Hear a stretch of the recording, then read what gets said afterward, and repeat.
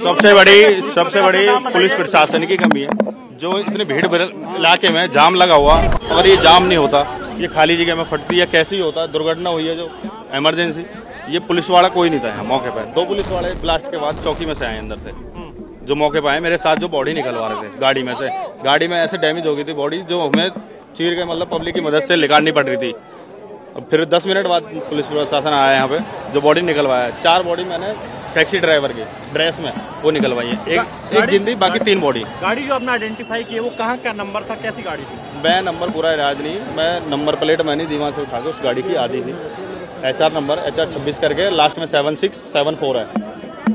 अच्छा, हाँ, हरियाणा की नदीम नाम, उस मोमडन का ही नाम है, नदीम करके कुछ नाम था उसमें। मैं इतने उसके नंबर के फोटो लेने वाला था, इतने एक पुलिस वाला उसे बंद करके गाड़ी चल रही गाड़ी जो फर्स्ट में जिसमें ब्लास्ट हुआ। कौन सी गाड़ी? 7674 है गाड़ी थी, अगर आप बता। गाड़ी में नहीं बता पाऊंगा, आधी गाड़ी मेरे आगे, तो इंजन सब फूका पड़ा है, गाड़ी आधी कैसे बताऊंगा। उसमें जो बैठे वो नहीं बता पाऊंगा कितने हैं। घायल देखा या कैजुअलिटीज आपने कुछ देखा? कैजुअलिटी नीचे रोड पे से 2 लोग उठाए, जो आधे हैं, शरीर में आधे, शरीर में आधे पूरे भी नहीं, आधे जो उठा के गाड़ी एम्बुलेंस में रखे। बाकी 4 गाड़ियों में से निकाले जबरदस्ती, जो लोहे में उसमें दब गए हैं, गाड़ी डैमेज हो गए हैं। एक गाड़ी ब्लास्ट होने के बाद कुछ देर के बाद फिर दूसरी CNG गाड़ी थी, सारी CNG ब्लास्ट होने लगी, पब्लिक हटाई, जब भी उसमें से बॉडी निकाल रहे हैं।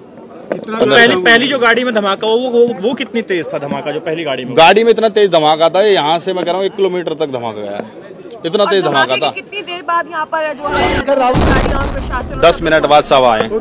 6:50 में मैंने फोन, जब मैं मेट्रो में जाने लगा 6:50 में धमाका हुआ है।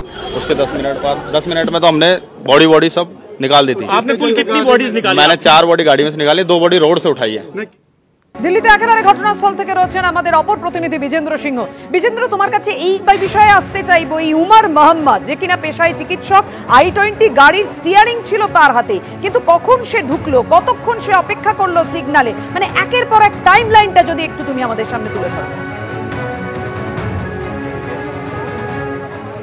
দেখো, যখন গতকাল স্বরাষ্ট্রমন্ত্রী বলেছিলেন কি সব অ্যাঙ্গেল সব অপশনসগুলো তারা তদন্ত করবেন, অন্যদিকে আজকে প্রধানমন্ত্রী বলেছেন কি তদন্তকারী সংস্থাগুলো তদন্ত করছে, যারা দোষী রয়েছে তাদেরকে শাস্তি দেওয়া হবে।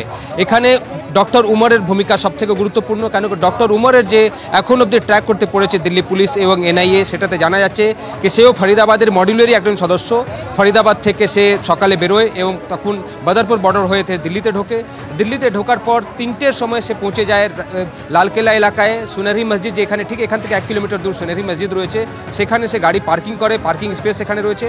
সেই পার্কিং করার পর সেখান থেকে 3 ঘন্টা গাড়ি থেকে বেরিয়ে সে কী করেছে সেটা এখন তদন্ত করা হচ্ছে। কোথায় কোথায় সে গেছিল, সেই গাড়ি থেকে বেরোনোর সময় তার সঙ্গে কি আরও কেউ দেখা করতে এসেছিল, গাড়িগুলোতে বিস্ফোরক সেই সময় রাখা হয়েছে নাকি সে ফরিদাবাদ থেকেই বিস্ফোরক গাড়িতে নিয়ে এসেছিল, এবং আসার পর ঠিক 6:30টার পর যখন সেখান থেকে বেরোয় তখন সে কোথায় যায়, এই সুভাষ মার্গ যেখানে আমরা রয়েছি এবং সুনেরি বাগ মসজিদের যে পার্কিং রয়েছে এখান থেকে 1 কিলোমিটার দূর রয়েছে, সে আসে ঠিক সুভাষ মার্গ ধরে ইউটার্ন করার পর ডান দিকে আমি মানকে বলবো দেখাতে এটা কত গুরুত্বপূর্ণ জায়গা। একদিকে লালকিল্লা রয়েছে ডান দিকে, বাঁ দিকে আমাদের গৌরীশঙ্কর মন্দির যে রয়েছে সেখানে যাওয়ার জন্য দেখো গেট বন্ধ আছে, এখানে গাড়ি যেতে দেওয়া হয় না, শুধুমাত্র ব্যাটারি চালক যারা ব্যাটারি রিক্সাগুলো হচ্ছে সেটাই যায়, এখান থেকে হেঁটে যেতে হয়।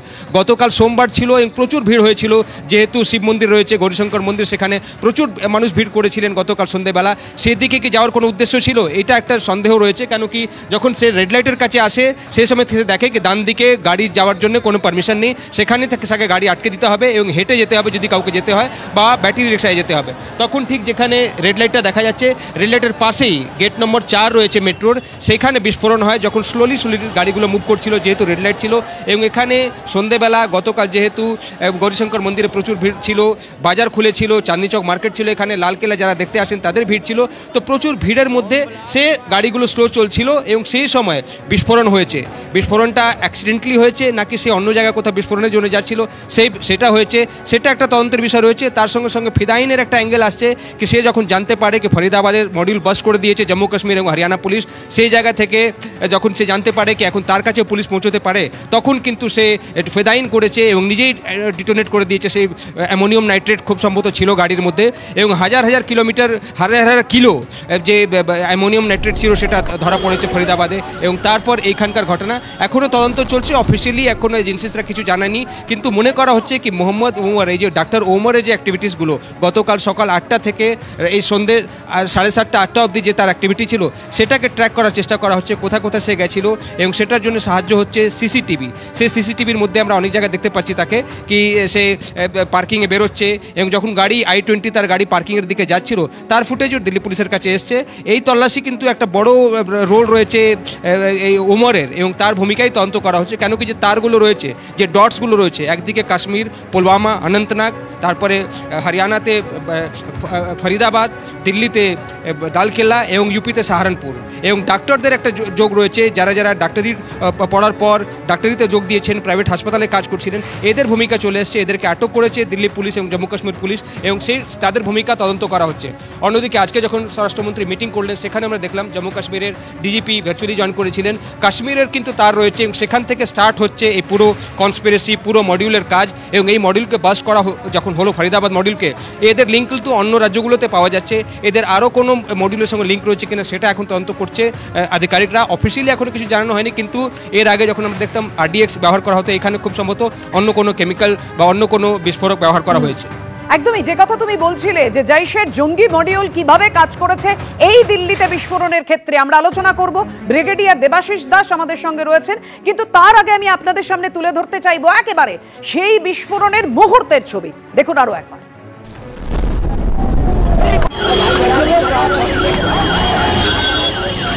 यहाँ पर देख सकते हैं भागो भागो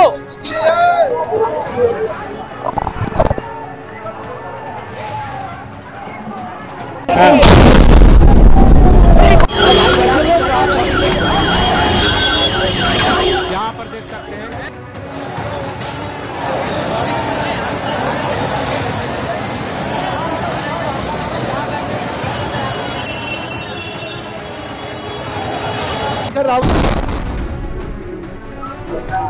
भागो भागो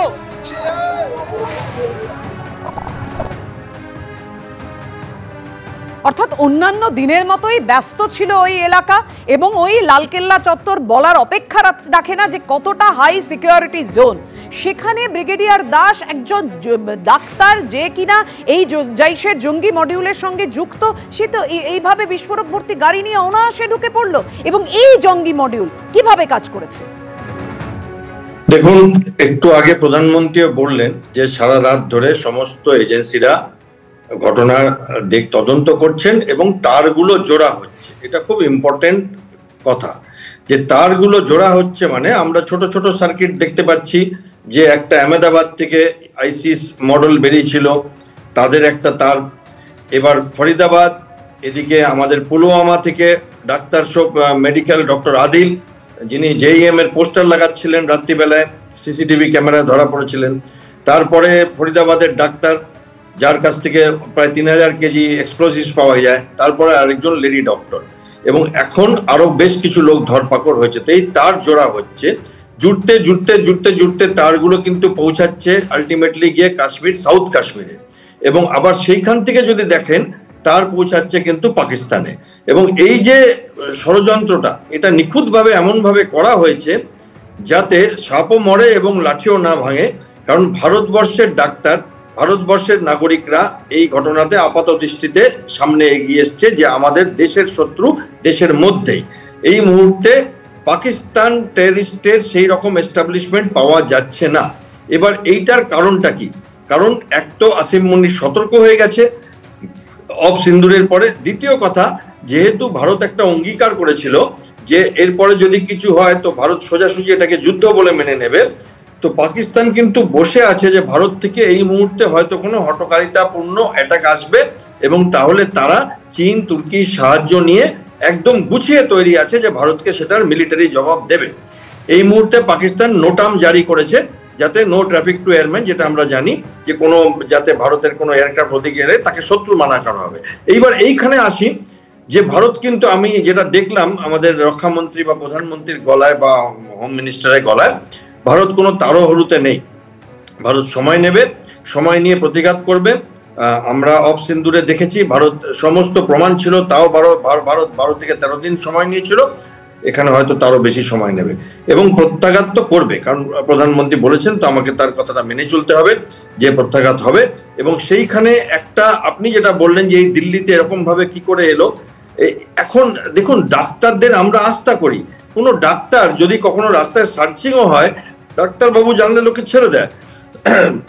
ডাক্তারদের গাড়িতেও ক্রস লেখা থাকে। আমরা যখন প্লেনে ট্রেনে যাতায়াত করি, ডাক্তারদের আলাদা করে ফর্ম ভরতে হয় যে ডাক্তার কিনা, কারণ কারো কোনো এমার্জেন্সি আসলে তিনি সাহায্যে আসবে।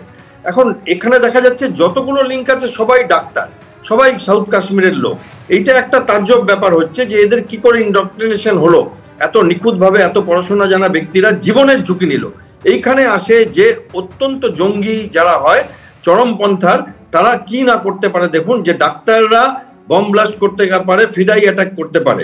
এবং ব্রিজেন্দার যেমন বলছিলেন, আমারও মনে হয় যেহেতু পরপর দুটো ইন্টেলিজেন্স সাকসেস হয়েছিল বড় বড়, একটা যেটা এই ডাক্তারবাবুরা ধরা পড়েন, আরেকটা যেটা আহমেদাবাদে ধরা পড়ে একটা আইসিস মডিউল, সেইটার থেকে তড়িঘড়ি হয়তো পালাবার জন্য বা একটা বম ব্লাস্ট করে দাও, কিছু একটা করে দাও যাতে সবাই ধরা পড়বার আগে, এইটা একটা হতে পারে। সেটা ফিদাইও হতে পারে, অ্যাক্সিডেন্টাল ট্রিগারও হয়ে যেতে পারে, বা হয়তো নিয়ে যাচ্ছিল অন্য কোনো জায়গায়, ট্রাফিক যেতে দেয় না, তখন তারা ডিসিশনটা নেয়। সেটা আমরা হয়তো পরবর্তী সময় জানবো। কিন্তু চিন্তা একটাই যে এই এক্সপ্লোসিভ এলো কি করে, সাধারণ মানুষ হেল্প করলো, দিল্লি থেকে কিনলো না অন্য জায়গা থেকে এলো। যেমন পাকিস্তান থেকে ড্রোনে করে আসে সেটা আমরা জানি, বাংলাদেশ থেকেও আসতে পারে, কারণ বাংলাদেশেও এখন প্রচন্ড দহরম মহরম চলছে পাকিস্তানের সাথে। কিছুদিন আগে বাংলাদেশের লেফটেন্যান্ট জেনারেল, পাকিস্তানের লেফটেন্যান্ট জেনারেল মির্জা, উনি এসে চলে গেলেন। উনি chairman chief of staff committee, মানে পাকিস্তানের সর্বোচ্চ একটি পদ, আসিম মুনিরের পরেই বলা যেতে পারে। তিনি এসে বাংলাদেশে ঘুরে গেলেন। এবং আমরাও দেখেছি শিলিগুড়ি করিডরে ভারত একটা বড় এক্সারসাইজ করেছে। কোথাও একটা আভাস ছিল ভারতের কাছে, কারণ আমরা দেখেছি যে স্যার ক্রিক গুজরাটেও ভারত এক্সারসাইজ করেছে এবং পরপর ভারত অনেকগুলো যুদ্ধজাহাজ, অনেকগুলো মিসাইল টেস্ট করেছে। আমার মনে হয় এর জবাবটা আসবে, অত দ্রুত হয়তো আসবে না, কিন্তু অত্যন্ত সক্ষম জবাব আসবে। এবং পাকিস্তানের ওই মাঝখানে ডিজিএম মধ্যে টকে ছেড়ে দেওয়াটা উচিত হয়নি, আমার ব্যক্তিগত মতামত। কারণ পাকিস্তান সেই কুকুর যার লেজ সোজা থাকবে না যতক্ষণ না লেজটা কেটে দেওয়া হয়।